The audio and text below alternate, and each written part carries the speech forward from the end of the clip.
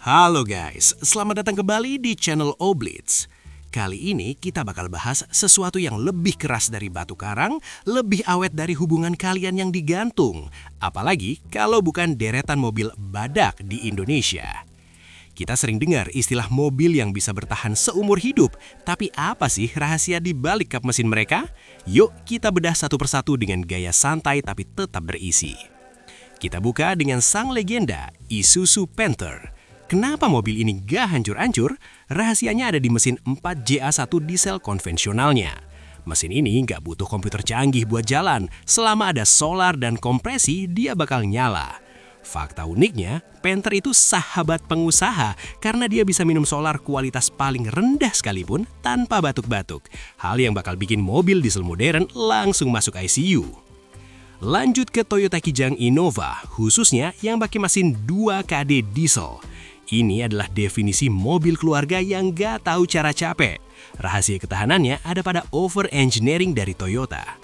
Mesin ini sebenarnya punya potensi tenaga besar, tapi di setting rendah demi durabilitas. Jadi mesinnya kerja dalam kondisi santai terus. Makanya mau disiksa sampai 500.000 km pun, dalemannya masih mulus kayak kulit bayi. Ngomongin Indonesia nggak lengkap tanpa Toyota Avanza dan Daihatsu Xenia. Kok bisa tahan lama? Jawabannya penggerak roda belakang dan sasis semi-unibody. Secara teknis, RWD bikin beban mesin dan ban depan lebih ringan, jadi kaki-kakinya nggak gampang jajan. Fakta uniknya, sasisnya ini ala hibrida, gabungan kenyamanan sedan tapi punya tulang punggung sekeras truk. Makanya diajak nanjak bawa 7 orang plus barang di atas pun tetap dijabanin.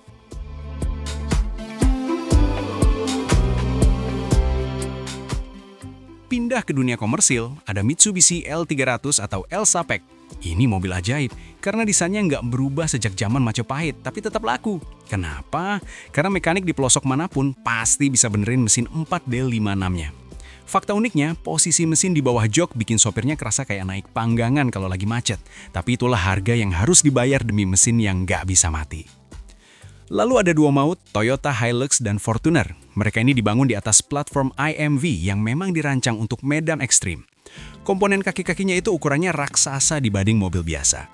Fakta uniknya, kalau kalian ke tambang di Kalimantan, mobil-mobil ini diperlakukan kayak gerobak, mandi lumpur tiap hari. Tapi mesin GD seriesnya tetap bulletproof, asal filternya rajin diganti.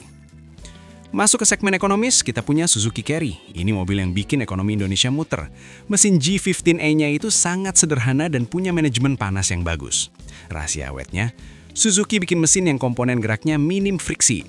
Fakta uniknya, biarpun harganya murah, Carry punya nilai jual kembali yang luar biasa stabil karena orang tahu ini mobil investasi, bukan beban. Terakhir ada Toyota Vios atau Limo. Kenapa mobil sedan masuk daftar? Lihat saja armada taksi. Mereka menempuh ratusan kilometer setiap hari tanpa henti. Rahasianya ada pada mesin seri 1NZ atau 2NR yang sangat efisien dalam melumasi diri sendiri. Fakta uniknya, banyak unit ekstraksi yang odometernya sudah ngetik alias balik ke nol karena sudah lewat 999.999 km, tapi mesinnya masih halus kayak baru keluar dealer.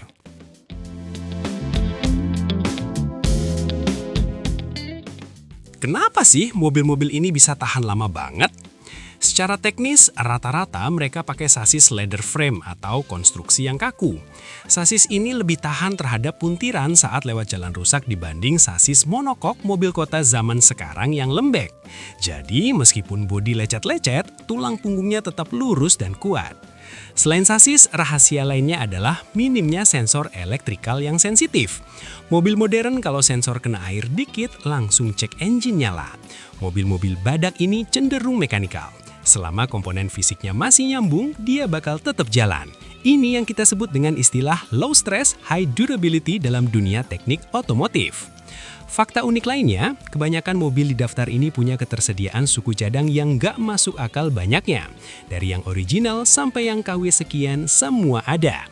Ini bikin biaya operasional per kilometernya jadi sangat rendah. Bayangin kalian bisa dapat spare part di toko bangunan kalau lagi kepepet. Oke, ini lebay tapi kalian paham maksudnya kan? Di Indonesia, kualitas bahan bakar itu jadi tantangan utama.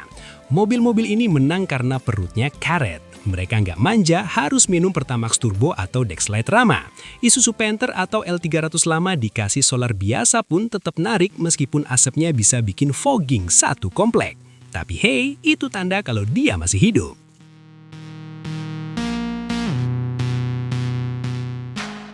Satu hal yang jarang dibahas adalah aspek psikologis pemiliknya.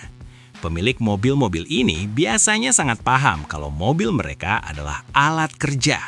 Jadi, meskipun perawatannya simple, mereka disiplin ganti oli. Dan karena mobilnya nggak rewel, biaya tabungan perawatan itu seringkali dipakai buat modifikasi kaki-kaki biar makin kuat. Secara desain, mobil-mobil ini mungkin nggak secantik mobil Eropa yang elegan. Mereka cenderung kotak, fungsional, dan membosankan. Tapi dalam hal teknik, desain yang membosankan itu justru yang paling fungsional. Gak banyak lekukan aneh yang bikin biaya bodi mahal dan ventilasi udaranya biasanya gede-gede biar mesin gak gampang panas. Bicara soal kaki-kaki, mobil seperti Fortuner atau Hilux pakai suspensi yang travelnya panjang. Ini bukan cuma soal kenyamanan, tapi soal distribusi beban. Makin panjang main suspensinya, makin awet sendi-sendi atau join di mobil tersebut. Makanya, kalau lewat jalanan Indonesia yang kayak permukaan bulan, mereka tetap santai aja. Ada fakta menarik soal mesin diesel legendaris 4D56 milik Mitsubishi. Mesin ini sudah ada sejak era 80 dan terus dipakai sampai sekarang di L300 Euro 4. Kenapa nggak diganti? Karena Mitsubishi tahu kalau mereka ganti dengan mesin yang terlalu canggih, para pengusaha bakal protes karena biaya servisnya bakal naik drastis.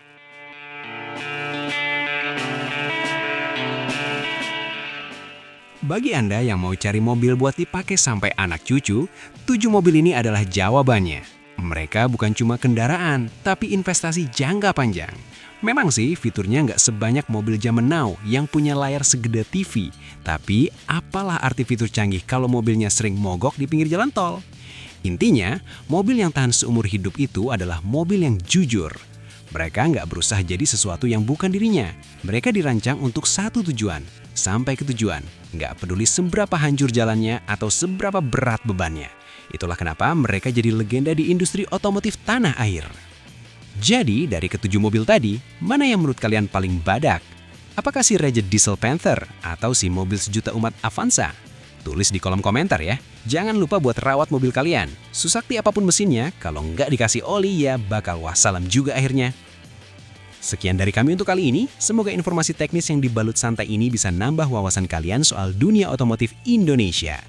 Tetap berkendara dengan aman, hargai pengguna jalan lain, dan sampai jumpa di video berikutnya. Terima kasih sudah menonton, jangan lupa klik subscribe dan nyalakan loncengnya biar gak ketinggalan konten otomotif seru lainnya. Sampai jumpa di ulasan berikutnya, tetap kritis, tetap informatif, dan tetap oblits gayanya. Ciao!